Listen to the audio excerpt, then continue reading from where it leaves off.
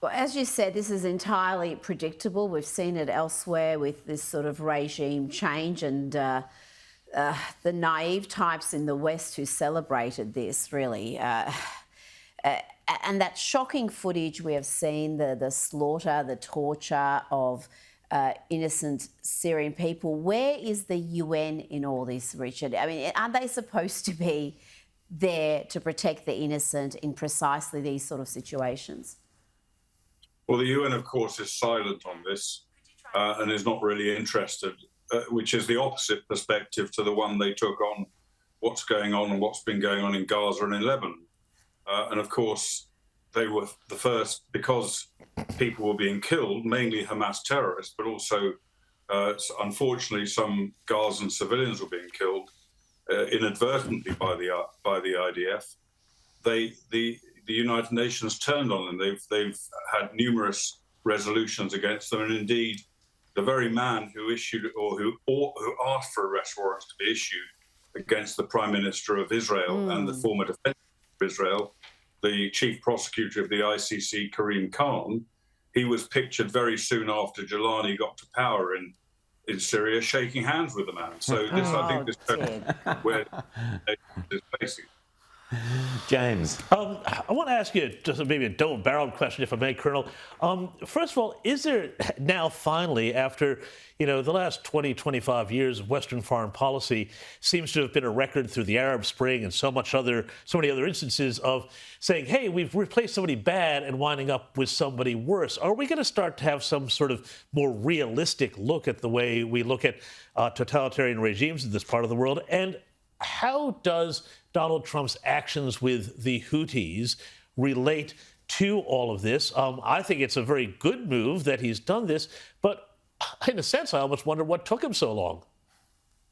Yeah, I agree with you. I think he's actually had quite a lot on his plate in various other, but nevertheless, it's long overdue. The attacks that we saw tonight, or whatever time it is in Australia, but tonight in Middle East time, attacks, quite severe attacks by US airstrikes, including drones, I believe, against the Houthis. And my understanding is that their target was against the Houthi leadership. They were trying to take out as many of the leaders as they could in this particular strike, which I believe is going to keep going on.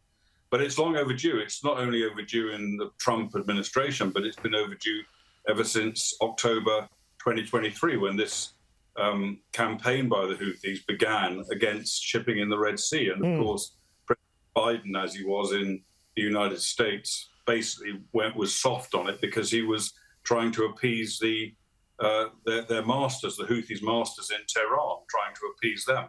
And so there's been this, very weak approach to totalitarianism, particularly including as it affects the West, because of course the Houthis' attacks on shipping affect the West.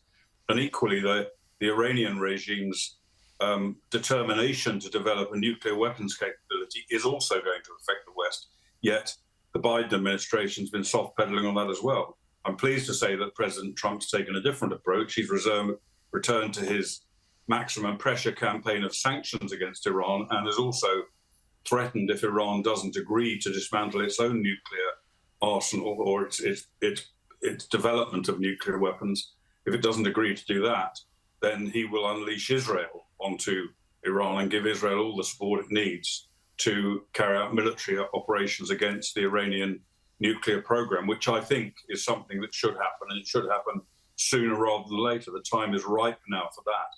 And that will be a demonstration, I think, to not only to the Iranian terrorist regime, but also to dictators elsewhere in the Middle East as to what they can expect if they continue to threaten not only Israel, but the West.